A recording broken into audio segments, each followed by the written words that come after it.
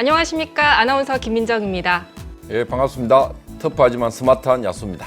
화성산업과 매일신문이 공동으로 주최하는 부동산 토크쇼. 오늘은 그 세 번째 시간입니다. 예, 반갑습니다. 박수! 예. 조금 박수가 약한 것 같은데 몸을 좀 풀죠, 그죠? 예. 왼손을 들면 박수, 오른손 함성. 되겠습니까? 예. 자.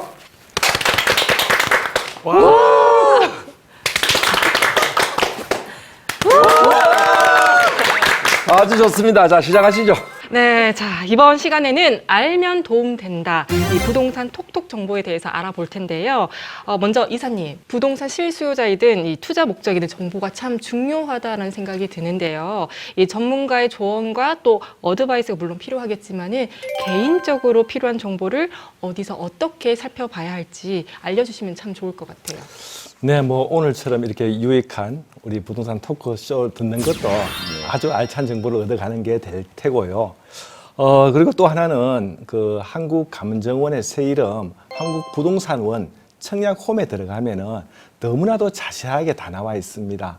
내가 살고 있는 동네의 주변 아파트 시세, 또 최근에 분양한 아파트 금액 이런 게 다 나와 있고 지금 제가 들어가려고 하는데도 단지가 다 나와 있습니다.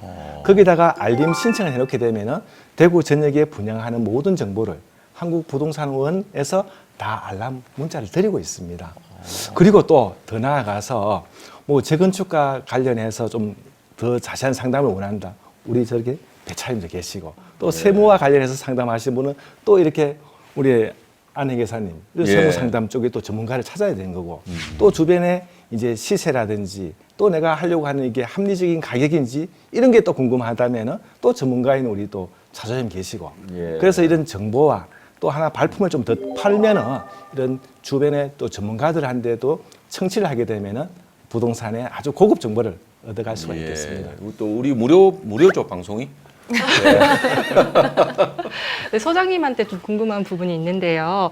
실수요자가 무주택자나 1주택자가 내 집 마련할 때 고려해야 되는 포인트가 있다면 어떤 게 있을까요? 오늘은 매수 시점에 내가 가져야 할 포인트 이렇게 말씀을 드리고 싶습니다. 첫 번째, 지금 내가 살려고 할 때 무리하지 않는 수준에서 대출 금액을 산정하고 가용 금액에 맞는 주택을 선정하셨으면 좋겠습니다.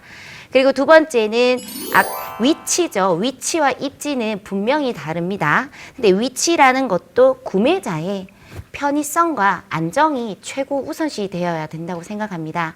뭐 비로소 재테크가 되면 더 좋은 거지만 실수요자라면은 그 편의성과 안정이 먼저 추구가 되어야 될 것 같고요. 그 다음 중심지에서 만약에 고르신다면 첫 번째는 중심지를 고르셨으면 좋겠고 거기서 내 자본에 맞게 내 가용금액에 맞게 신축, 준신축, 구축 이런 식으로 하시면 더 좋을 것 같습니다. 자, 선생님. 야수 질문이 있어요. 예. 부동산 거래 시에 단독 매매가 나아요? 공동 매매가 나아요? 단독 명의와 공동 명의를 구분하는 거는 세금의 혜택을 보려고 하는 거고요. 지금은 세금 혜택 중에서 가장 큰 거는 양도소득세 부분입니다. 왜냐면은 추가 과세까지 붙지만은 저희가 기본 세율로 세금을 낸다고 산정하에 공동 명의를 하게 되면은 과세 표준이 줄어듭니다. 반으로. 그러면은 예를 들어 뭐 35%짜리가 6%가 될 수도 있는 거고요. 하지만 종부세 측면에서는 공동 명의를 하시면은 또 주택수에 산정이 됩니다. 각자. 그런데 종부세에는 개인의 6억 공제라는 공제 금액이 있기 때문에 취득 시에 조금만 신중히 하시면은 양쪽의 혜택을 다 누릴 수가 있습니다. 그럼 제 친구 맹수랑 같이 사야 되겠어요. 알아서 하시면. 네, 방금 이제 소장님께서 명의와 관련해서 이야기를 해주셨는데요. 우리 회 계사님, 이 실예를 들어서 설명을 해주시면 이해가 조금 더 빠를 것 같아요. 그러니까 소장님께서 말씀하셨듯이 이제 누진세율이기 때문에 기본적으로 만약에 5대5 지분이라면 반을 떼주게 됩니다. 근데 이제 이 떼줬는데도 같은 구간에 있다면 사실 의미는 없어요. 근데 떼줘서 더 한 단계 낮은 세율을 적용받으면 그 낮은 세율을 적용받는 게 두 분을 합해도 혼자보다 적어요. 하지만 요거는 이제 뭐 해봐야 아는 거고 케이스마다 다를 거고 일반적으로는 이런 절감 효과 때문에 이제 공동매를 하시고 임대소득도 마찬가지고요. 전체 임대소득을 받아서 지분 비율대로 나눠주기 때문에 어느 누구는 자기의 누진세가 내려간 다음에 혜택을 보는 거고요. 근데 또 단독명의 하시다가 추후에 하신다고 하면 이때는 또 고려해야 될 게 되게 많거든요. 만약에 이제 단독명의 하다가 이제 집을 팔 계획이 있어서 와이프한테 50% 줘야지 이렇게 했는데, 근데 대구 같은 경우에는 조정 대상 지역이니까 와이프한테 증여를 하면 증여 시의 취득세율이 또 너무 높고 지금 12%뭐 이렇게 나오니까요. 그리고 또 뭐 증여 공제 이런 것도 계산을 해야 되고 하니까 단순하게 양도세만을 위해서는 유리하지만 전체적으로 봤을 때는 취득세, 말씀하셨듯이 종합분 여러 가지 세금이 걸려 있기 때문에 이거는 진짜 따져봐야 될 것 같습니다. 듣기만 해도 복잡하네요. 복잡합니다. 명수하고 상의해봐야 될 것 같은데. 네, 다음 우리 배 차장님께 질문을 좀 드려볼게요. 이 정비 사업을 함으로써 얻게 되는 이 조합원의 이익에 대한 구조와 또 조합원이 되기 위해서는 노후 주택 및 아파트 매입이 우선일 것 같은데 선택에 있어서 우선적으로 고려해야 되는 사항이 어떤 게 있을까요? 첫 번째로는 비례율에 의한 이익인데요. 이 비례율이라 함은 재건축 사업을 통해서 분양했을 경우에 그 전체 분양 수익금 중에 재건축 사업을 통해 지출되는 사업비 총액을 빼게 됩니다. 그러면 이 사업을 통한 수익금이 나오게 되는데 이 수익금을 각 조합원들에게 어떻게 돌려주느냐에 대한 지표가 바로 비례율입니다. 예를 들어서 비례율이 105%라고 하면 내가 가진 주택의 감정평가 금액의 105%를 인정해 주겠다라는 의미고요. 내가 가진 주택이 1억이라면 1억 500만 원을 인정을 받고 내가 신청한 신축 주택에 대한 가격에서 1억 500만 원을 뺀 나머지 차액금만 납부를 하면 되게끔 이게 이제 비례율의 의미입니다.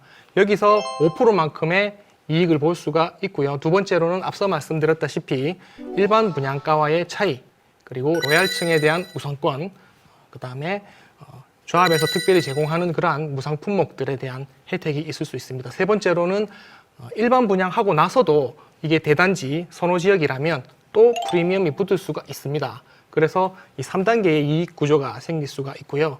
마냥 좋은 것 같지만 단점도 있습니다. 내가 만약에 이 조합원 지위를 다른 사람에게 승계하고자 한다면 초기 비용이 많이 들기 때문에 아무래도 매수자에게는 매력이 떨어지는 그런 단점이 있기 때문에 그런 부분은 유의를 하셔야 될 부분이고요. 마지막으로 이러한 그 재건축 물건에 대한 투자는 본인의 성향에 맞게끔 리스크를 감수하고서라도 조합 설립 초기 단계에 내가 들어갈 것이냐, 아니면 안정적으로 시공사가 선정된 이후 또는 관리 처분 이후에 내가 사서 들어갈 것이냐, 신중히 고민한 다음에 투자를 하시면 좋을 것 같습니다. 네, 소장님 같은 경우에는 이제 필드에서 이제 고객들과 많이 상담을 하시는데요. 주로 상담할 때 어떤 질문을 많이 하시나요? 부동산 계약 시 유의사항이 있겠죠. 첫 번째 고려해야 할 게 명의자인 것 같습니다. 실수요자라도 아까 단독명의와 공동명의 얘기가 나오듯이 명의자를 잘못 선택을 하게 되면 종부세, 양도세, 취득세 모든 게 문제가 걸리기 때문에 명의자를 신중하게 선택을 하셔야 될 것 같고요. 그 다음에 하자입니다. 하자를 다들 대충 좀 생각하시는 부분이 많아요. 근데 실질적으로 저희가 재개발 투자가 특히 재개발 중에서는 다 노후도가 많은 건물들이에요. 그러면은 40년이 되고 50년이 되고 빌라 재개발들이 어쩔 수 없는 하자를 다 가지고 있습니다. 그것도 어떤 하자? 중대하자입니다.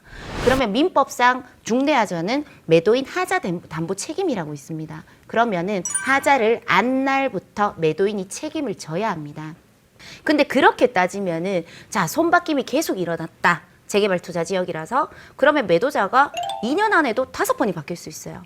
그럼 거슬러 계속 올라가 버리면은 누가 매도자 하자 담보 책임을 집니까? 전체적으로 점검을 하시는 게 좋습니다.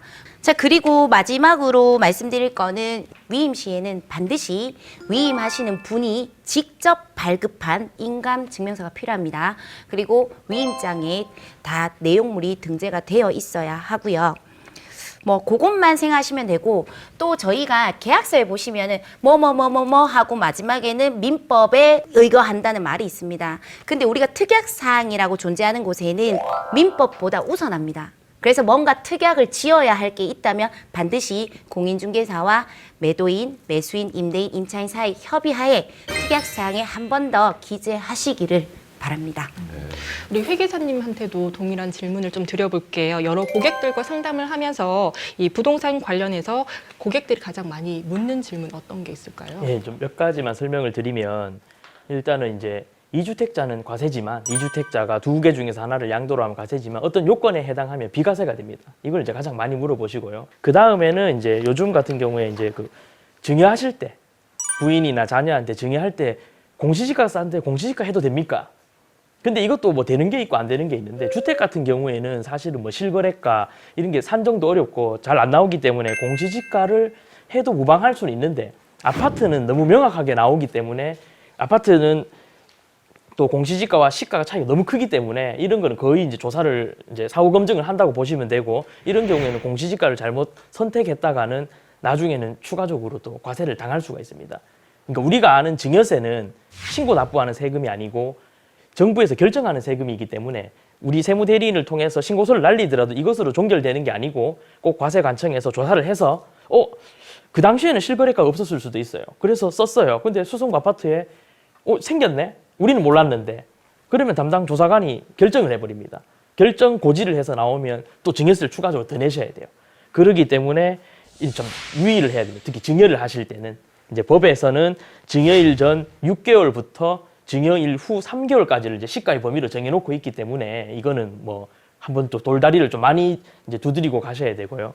그리고 그 다음으로 이제 하시는 게 세금 절감을 위해서 이제 부담부 증여라는 방식을 많이 사용을 하시는데 부담부 증여 방식을 잘 이용하시면 그 증여의 기본 공제를 이용해서 증여세도 안 내면서 1세대 1주택자라면 양도세까지 이제 비과세를 받을 수 있는데 이 경우에도 만약에 자녀한테 부담부 증여를 한다면 자녀가 적어도 이 채무를 부담할 수 있는 나이나 소득이나 이건 돼야겠죠. 이게 안 된다면 부담부 증여 형식을 통한 그냥 순수 증여밖에 안 되는 거기 때문에 또 이게 부담부 증여로 이렇게 채무가 넘어간다면 이제 부동산이 넘어가면서 관련된 담보대출도 넘어가고 그러면 은행 전산에도 내 자녀 명의로 차주가 바뀔 거고 국세청에 전산 등록을 해서 사후 관리를 합니다.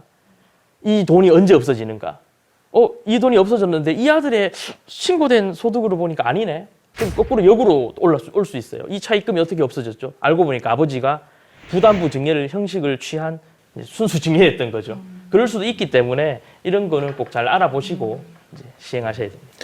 뭐 들어보니까 좀 케이스 바이 케이스도 많고 본인이 조금 리스크 부담을 안고 하는 거는 또 어떻게 할 방법이 없고 그래서 어쨌든 전문가들을 좀 찾고 뭐 등기를 한다든지 뭐 이렇게 세금을 내기 전에는 뭔가 좀 이렇게 전문가의 도움을 받는 게 좋을 것 같다는 생각이 듭니다. 지금 부동산 세법은 너무 많이 바뀌어서 이제 꼭 뭐 이렇게 다주택자라면 팔기 전에 한번 좀 많이 물어보시고 하시는 게 유리할 것 같습니다. 그럴 것 같습니다. 예. 지금 듣다 보니까 이 부분은 좀 테크니컬한 부분들이 분명히 있는 것 같아서 오늘 이 방송이 좀 도움이 많이 되었으면 좋을 것 같고 또 추가적으로 전문가를 찾는 것도 좋은 방법이 될 것 같습니다. 송 이사님, 지금 말씀 많이 안 하셨잖아요, 그죠? 예. 그 아파트 청약할 때 아무래도 이 브랜드만 보고 이렇게 탁 청약하는 경우에 뭐 자이라든지 힐스테이트라든지 조금은 뭐 그 아파트 이게 중앙건설사의 브랜드들이 조금 더 좋지 않겠느냐는 막연한 또 그런 것도 있고 실질적으로도 저 지역 건설사들의 브랜드들이 좀 저평가되는 것도 사실이거든요. 근데 이게 좀 주의할 점이 좀 있지 않겠습니까? 이거 좀 이것저것 살펴야 될 것들이. 네, 그 뭐 소비자들이 이제 브랜드를 뭐 찾는 거는 뭐 자연스러운 현상일 수도 있습니다. 우리가 과거에 이제 이런 브랜드가 처음 나온 게 한 2001년도 무렵부터 해서 이제 브랜드라는 게 생겼었습니다. 그 전까지만 하더라도 그냥 어느 건설사의 어디 지역 아파트 항상 뭐 동명이 먼저 들어가는 이런 아파트였죠. 지금은 우리가 이제 2000년도 초반부터는 이제 분양가 자율화가 되면서부터 이제 건설회사들이 이제 가격을 이제 제값을 받고 분양을 하기 위해서 이제 브랜드라는 걸 만들었죠. 우리는 이렇게 고급 브랜드입니다. 집 잘 지놓고 제대로 와서 사십시오. 이렇게 이제 PR을 하는 겁니다. PR을 하는 건데 아무래도 이제 소비자들은 이제 대기업 브랜드를 뭐 선호하는 건 있을 수는 있습니다만은 그러나 대기업 브랜드라고 해서 우리 지역에 와서 다 좋은 건 아닙니다. 지역마다 다르기도 하고 현장마다 다르기도 하고 이 상품과 자재와 마감은 그 현장마다 다 다르기 때문에 대기업만 선호한다고 해서 거기 가서 보니까 실망하는 경우도 많고요. 또 우리 지역업체도 지금은 얼마나 이게 내실이 좋은지 모릅니다. 우리 지역 건설사들도 이 지역에만 있는 게 아니고 우리 지역 건설사도 다 전국에 가서 사업을 하고 있습니다. 그렇다는 얘기는 우리 지역 회사도 연구를 지역에 있을 뿐이지. 예. 그야말로 전국구 사업을 하고 있기 때문에 어디 내놔도 부럽지가 않습니다. 예. 정말로 제대로 된 이런 상품과 비교를 해보면은 예. 어떨 경우에 더 우수한 경우도 많습니다. 화성 파크드림 이런 곳. 네. 예. 알겠습니다. 예. 오늘도 역시 패널 분들의 말씀 잘 들었습니다. 혹시 자유롭게 추가적으로 하실 말씀 있으실까요?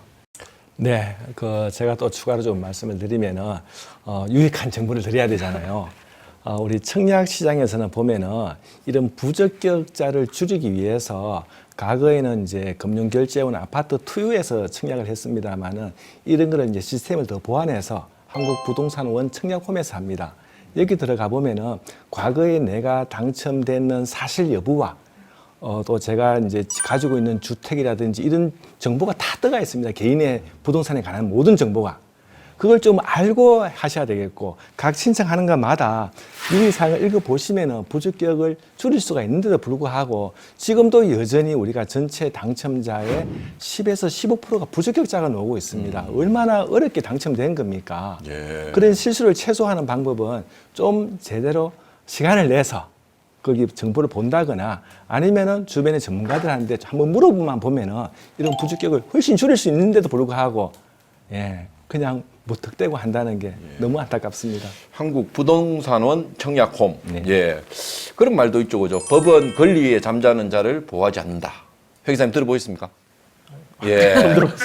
그러니까 이게 모르면 참 몰라서 내가 원하는 거는 자기가 어떤 찾을 수 있는 권리라든지 이 재테크에 있어서 내가 좀 더 돈을 벌 수 있는 기회를 스스로 날리고 눈을 감아버리는 거니까 좀 눈을 뜨고 뭐 이렇게 세금 관계된 부분도 그랬고 아까 뭐 계약서 쓰는 부분도 그랬고 참 이런 부분들이 참 공부를 해야 되겠다. 좀 더 배우고 전문가들의 얘기에 귀를 기울이고 그리고 뭐 요즘은 원체 또 루머도 많고 이러니까 좀 정보도 정확하게 맞죠, 배 차장님? 예, 정확하게 취약을 해야 될 것 같고 이렇게 좀 이렇게 이런 정보 저런 정보들을 다 종합해서 판단을 진짜 신중하게 잘 해야 될 것 같다. 이런 원체 큰 돈이니까 그죠, 부동산은 그렇죠. 다이가 크기 때문에 네. 그래서 잘 해야 되겠다는 생각이 들고 참 오늘 부동산 이 톡톡 정보 시간 저한테는 굉장히 유익한 것 같습니다. 네. 매일신문과 화성산업이 공동으로 주최하는 부동산 토크쇼 그 세 번째 시간으로 부동산 톡톡 정보에 대해서 알아봤는데요. 다음 이 시간에는 부동산 토크쇼에서 마무리인 앞으로의 전망에 대해서 한번 이야기를 나눠보도록 하겠습니다. 오늘도 시청해 주셔서 감사합니다.